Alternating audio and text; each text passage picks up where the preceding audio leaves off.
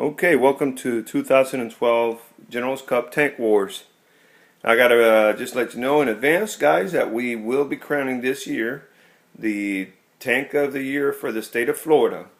That's going to be done through player voting. It's going to be done Saturday night after the Tank Wars have ended. Through this video, I'm going to try to explain to you, give you a brief idea of how Tank Wars is going to run.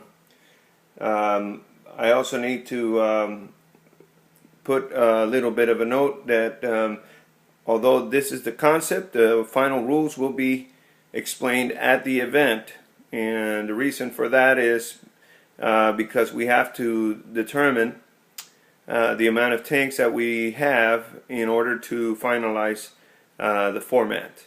But in general, this is how the tanks wars are going to be conducted. The tank wars will begin with an equal number of tanks on either side, whether it's one tank against the other, 2 against 2, or 3 against 3. The objective of the tanks is to advance as far as they can to try to be within a 10 feet range of these flag posts. These flags will be clearly marked. There are actually posts that are coming out of the ground. They're going to be running in flat surface. The size of the pit, contrary to what I've been saying on the forums, is actually bigger than what I've been saying. It is 600 by 300 approximately. Very hard for a tank to shoot another tank across the field from the distance. The tanks will try to advance. They have a 3-minute match, and as they are in an attempt to advance to these flag positions, they will also try to eliminate the opposing tank.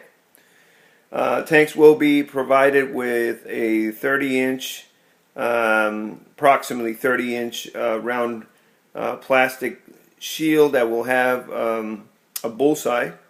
The tanks will shoot Nerf rockets at each other and try to disable each other by hitting that bullseye. Tanks will not be allowed to go in backwards, sideways, or any other way, or advance in any other way other than forward motion. If they do a reverse, they will be automatically eliminated and disabled for that round. We will have multiple rounds depending on turnout of tanks. Each round, like I said, will last about 3 minutes. The whole objective is the tank will probably try to eliminate each other from the distance, but as that last 10 seconds or 15 seconds of the end of the match, they will try to make their way up to these flag posts and try to survive possible elimination from a Nerf rocket on the opposing side. So it's going to require some degree of strategy.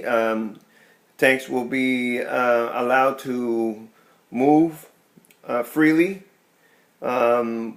but we're going to watch for safety that there are no collisions. If there is a collision, both tanks are automatically disabled. There will not be anyone on the pit itself walking during the game.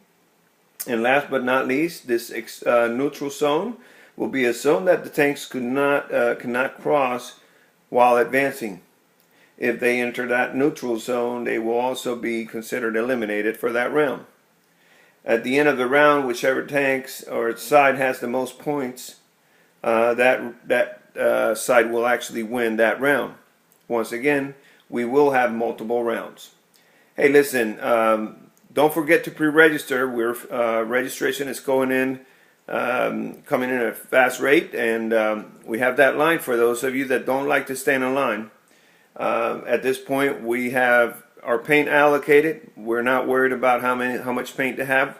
We're more trying to provide a service to those that do want to pre-register in advance. So, see you at the event, and if you got any questions, post them on the Top Gun Productions Facebook, and I'll be glad to answer them. But remember, most of the answers will be, or questions should I say, will be answered at the event. Have a great day. Bye.